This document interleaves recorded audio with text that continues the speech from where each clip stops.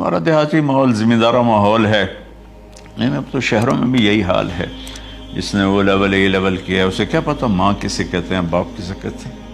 تو میں نے اپنی آنکھوں سے باپ کی بے بسی اور بیٹے کا غرانہ ایک دفعہ نہیں کتنی دفعہ دیکھا. تو میرے واسطے آج تک ہی کیتا ہے, تو میرے واسطے آج تک ہی بنایا ہے.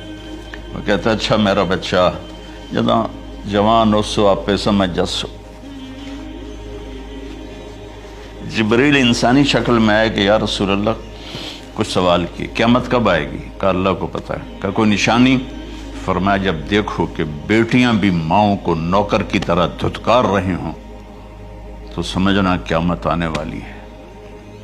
کچھ عرصہ پہلے ایک بچی اور ماں, تو ماں کچھ بات کر رہی تھی اور بیٹی کہہ رہی تھی بھوک نہیں بھوک نہیں, اور اس کی ماں کے خون سے بھرے ہوئے آنسو بہ رہے تھے اور اس کی ہچکیاں لگ رہی تھی کہ یہ وہ ہے جس کو میں نے اپنے پیٹ سے جنا اور اپنی چھاتی کا دودھ پلاتے پلاتے پلاتے میں نے کتنی تکلیفیں برداشت کی, اور آج کر یہ بھوک نہیں. کہ ایک بدو آیا صحابی کا, یا رسول اللہ میرا باپ مجھ سے پوچھے بغیر میرے مال کو خرچ کر دیتا ہے. آپ نے فرمایا بلاؤ گئی. جب اسے پتہ چلا کہ میرے بچے نے میری شکایت کی ہے تو اسے بڑا دکھ ہوا. تو اس نے دل ہی دل میں چند اشعار پڑھے, زبان پہ ادا نہیں دل میں آئے. تو جب وہ مسجد میں انٹو رہا تو جبریل پہلے آئے بیٹھے تھے کہ یا رسول اللہ اللہ فرما رہے ہیں اس سے کہو کہ پہلے وہ اشعار سنائے جس کو اس کے کانوں نے نہیں سنا لیکن اللہ نے من فوق عرش ہی سن لیا ہے, عرش کے اوپر اللہ نے سن لیا ہے. تو آپ نے اس سے ارشاد فرمایا کہ تمہاری بات ہم سنتے ہیں باپ بیٹے کی, لیکن پہلے وہ شعر سناؤ جو تیری زبان سے ادا نہیں ہوئے, تیرے کانوں نے نہیں سنے, تیرے دل کی گونج تھی اور تیرے دل کی آہ اور فریاد تھی جو دل ہی میں گھٹ کے رہ گئی, اسے اللہ نے سنا ہے. وہ کہتا ہے سناؤ. کہنے لگا یا رسول اللہ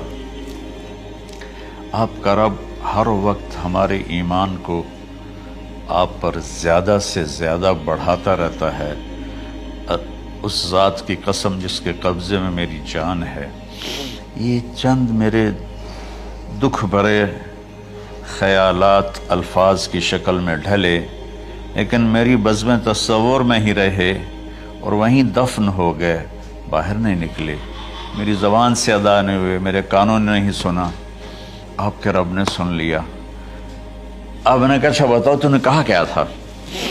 تم نے کہا جی میں نے بچے کی جب سنی شکایت میری کی ہے تو میں نے کہا تھا غضوتک مولودا وعلتک یافعا تعل بما اجنی علیک وتنہل وَإِذَا ضَاقَتْكَ بِالسُّقْمِ لَيْلَةً لَمْ أَبِتْ لِلسُّقْمِكَ إِلَّا سَاهِرًا أَتَمَلْمَلُ كَأَنِّي أَنَا الْمَتْرُوكُ دُونَكَ بِالَّذِي تُرِكْتَ بِهِ دُونِي وَعِنِي يَتَحْمَلُ تَخَافُ الرَّضَى نَفْسِي عَلَيْكَ وَإِنَّهَا لَتَعْلَمُ أَنَّ الْمَوْتَ وَقْتٌ مُؤَجَّلٌ فَلَمَّا بَلَغْتَ السِّنَّ وَالْغَايَةَ الَّتِي إِلَيْهَا مَدَى مَا فِيكَ كُنْتُ أُؤَمِّلُ جَعَلْتَ جَزَائِي غِلْظَةً وَفَظَاظَةً كَأَنَّكَ أَنْتَ الْمُنْعِمُ الْمُتَفَضِّلُ فَلَيْتَكَ إِن لَّمْ تَرَعَ حَقَّ أُبُوَّتِي فَعَلْتَ كَمَا الْجَارُ الْمُجَاوِرُ يَفْعَلُ فَأَوْلَيْتَنِي حَقَّ الْجِوَارِ وَلَمْ تَكُنْ عَلَيَّ بِمَالٍ دُونَ مَالِكَ تَبْخَلُ.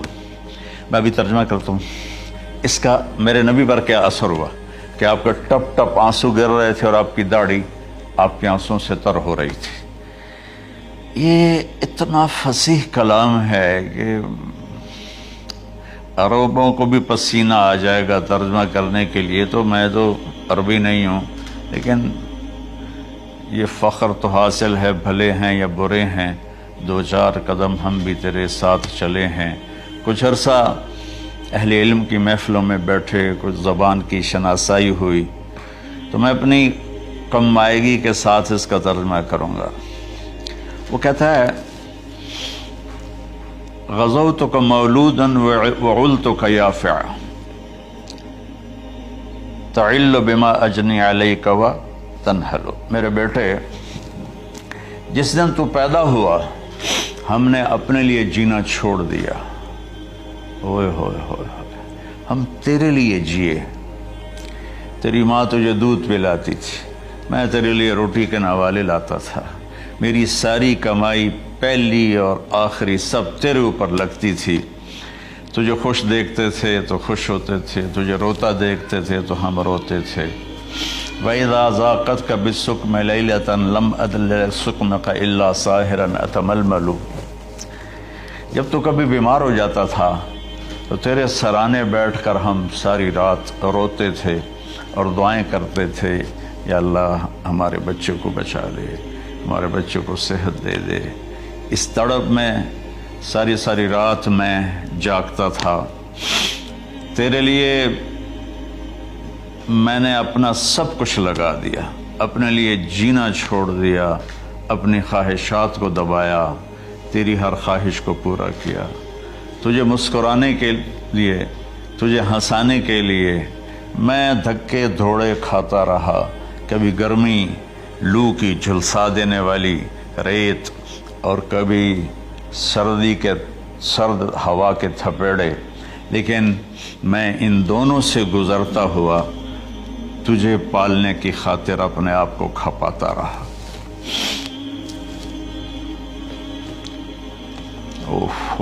فلما بلغت السن والغایۃ التی الیہ مدی ما فیک کنت اؤمل۔ بیٹا میں نے اپنے ہڈیوں کا رس بھی تیرے اندر ڈال دیا، صرف کمائی نہیں، میں نے اپنے ہڈیوں کا رس تیرے اندر ڈالا، میں نے جو کچھ تھا تیرے اوپر قربان کیا۔ تجھے مسکراتا دیکھ کر میں اپنے غم بھولتا تھا، تجھے ہنستا دیکھ کر مجھے دکھ بھول جاتے تھے، اور پھر آہستہ آہستہ آہستہ میری ہڈیوں کا گودا، میری کمائی تیرے اندر گئی، اور تو ایک خوبصورت درخت کی طرح بڑھتا چلا گیا، بڑھتا چلا گیا، بڑھتا چلا گیا، بڑھتا چلا گیا، اور میری بڑھاپے نے کمر جھکا دی اور میں جھکتا چلا گیا، جھکتا چلا گیا۔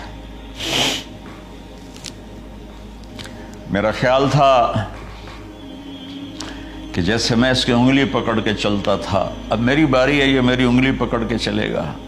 جیسے میں اسے سینے سے لگاتا تھا، پیار کرتا تھا، جھولے جھلاتا تھا، باغ میں لے جاتا تھا، یہ ساری اس کی تعبیرات کے اندر داخل ہیں، الفاظ میں نہیں ہیں۔ تو مجھے خیال آتا تھا جب میں بوڑھا ہو جاؤں گا نا تو میرا بیٹا بھی مجھے ایسے ہی لے کے پھرے گا، میرا بیٹا بھی میری سنے گا۔ یہ 100 دفعہ پوچھتا تھا یہ کیا ہے، اور میں ہر دفعہ جواب دیتا تھا یہ ہے۔ تو اب میں بوڑھاپے میں اس سے بات کروں گا، یہ میری بات سنے گا۔ میں اس کو نوالے کھلاتا تھا، یہ مجھے روٹی کھلائے گا۔ میں اس کا انگلی پکڑ کے چلتا تھا، یہ میرا ہاتھ پکڑ کے چلے گا۔ میری کمر بڑھاپے نے جھکا دی اور میں ایک خشک پیڑ کی طرح ہو گیا، اور جوانی نے تیری کمر کو سیدھا کیا اور تو ایک تر و تازہ درخت بن گیا۔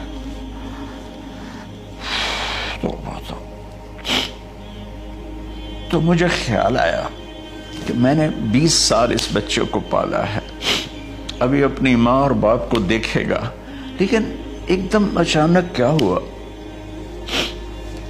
فلما بلغت السن والغایۃ التی الیہا مدی ما فیک کنت اؤمل۔ جب تو اس عمر کو پہنچا جس میں ہماری امیدیں تیرے ساتھ لگ گئیں، ہمیں بڑھاپے نے بے آسرا کر دیا اور تیری جوانی نے تجھے ہمت دے دی، تب ہمارا خیال آیا کہ اب یہ ہمارے ساتھ وہی کرے گا جو ہم نے اس کے ساتھ کیا۔ لیکن کیا ہوا؟ جعلت جزائی غلظۃ وفظاظۃ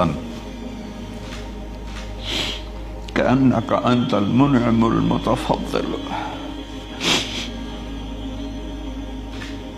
تو اتنا بدتمیز ہوا، تیری زبان چھری بن گئی، تیرا رویہ زہر بن گیا، اور میری ساری زندگی کی محنت کا بدلہ تو نے مجھے نافرمانی سے دیا، بد اخلاقی سے دیا، بدتمیزی سے دیا۔ میں حیرت بھری نظروں سے تجھے دیکھتا رہا اور میں اپنی پچھلی 20 سالہ زندگی کو جھٹلاتا رہا کہ میرے خیال میں میں اس کا نوکر ہوں اور یہ میرا مالک ہے، میں اس کا باپ نہیں، میں اس کا نوکر ہوں، کیونکہ ماں باپ کے ساتھ ایسا کوئی نہیں کرتا ہے، یہ میرا مالک ہے اور میں اس کا نوکر ہوں، اس لیے مجھے ڈانٹ رہا ہے۔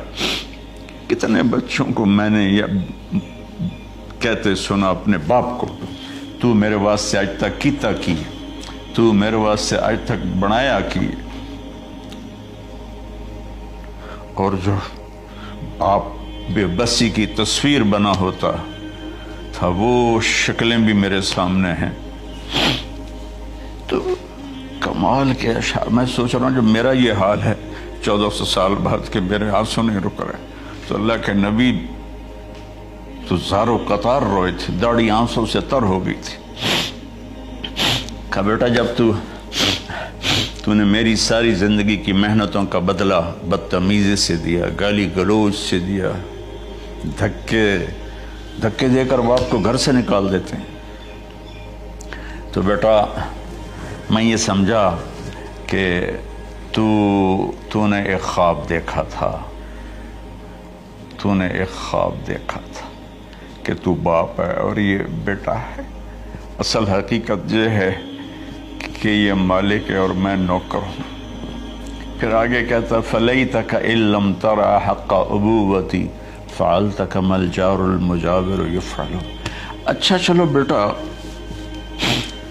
تو نے مجھے باپ تو نہ سمجھا، چلو ایک پڑوسی سمجھ لو۔ عرب میں پڑوسی کا بہت خیال کیا جاتا تھا، اور یہ عرب کی شان تھی کہ اپنے پڑوسی کو وہ عزت دیتے تھے جو اپنے گھر میں ایک دوسرے کو عزت دیتے تھے۔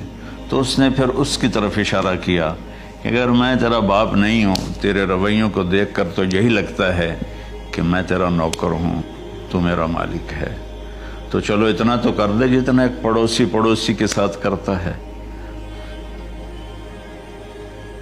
فَأَوْلَيْتَنِي حَقَّ الْجِوَارِ وَلَمْ تَكُنْ عَلَيَّ بِمَالٍ دُونَ مَالِكَ تَبْخَلُ۔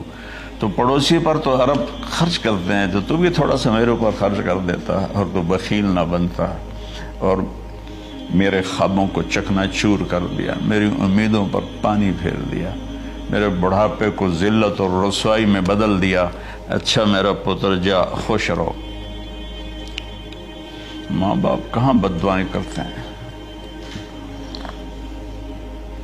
تو میرے نبی کی آنکھوں سے آنسو، یہ ساری داڑھی تر ہو گئی، تو آپ نے اس کے بچے کو گریبان سے پکڑا اور جھٹکا دے کر دھکا دے کر دفع ہو جا، انت ومالک لابیک، تو اور تیرا سب کچھ تیرے باپ کا ہے۔ حضرت علی رضی اللہ تعالیٰ عنہ سے کسی نے پوچھا کہ آپ کے بیٹے حسن کیسے بیٹے ہیں؟ کہا حسن میرا وہ بیٹا ہے کہ جب میں چلتا ہوں تو میرے آگے نہیں چلتا، میرے پیچھے چلتا ہے، جب کہیں بیٹھنے کا موقع آتا ہے تو یہ پہلے نہیں بیٹھتا، پہلے مجھے بٹھاتا ہے پھر خود بیٹھتا ہے، جب کھانے پر بیٹھتے ہیں تو یہ روٹی کی طرف ہاتھ نہیں بڑھاتا جب تک میں نہ بڑھاؤں، یہ سالن کی طرف ہاتھ نہیں بڑھاتا جب تک میں نہ بڑھاؤں، میں کمرے میں ہوں تو یہ چھت پہ نہیں چڑھتا کہ میرے باپ کی بے ادبی ہو جائے گی۔ میں حالانکہ چھت پہ چڑھنا ضرورت کے لیے ہوتا ہے، لیکن قربان جائیں اہل بیت کے ایسے ہی اخلاق ہوتے ہیں، آل رسول ایسے ہی ہوتے ہیں۔ میرے عزیزوں نوجوانوں سے کہہ رہا ہوں جن کے والدین زندہ ہیں، ہم تو محروم ہو گئے، وہ قبروں میں چلے گئے، لیکن میں اتنا مصروف رہتا ہوں۔ اب یہ کرونا کی وجہ سے گھر میں بیٹھے ہوئے ہیں، یعنی میری زندگی ایسے پہیے کی طرح گھومی ہے، اور پھر دل کی تکلیف، پھر اس کے ساتھ سر کا درد شدید، اس کے باوجود میں روزانہ 10 نفل اپنے باپ کے لیے پڑھتا ہوں، 10 نفل اپنی ماں کے لیے پڑھتا ہوں، اور 4 نفل اپنی خالہ کے لیے پڑھتا ہوں کہ ساری زندگی سجدوں میں سر رکھ کے اس کا ثواب ماں باپ کو پہنچاؤں، تو ماں باپ کا حق ادا نہیں ہو سکتا۔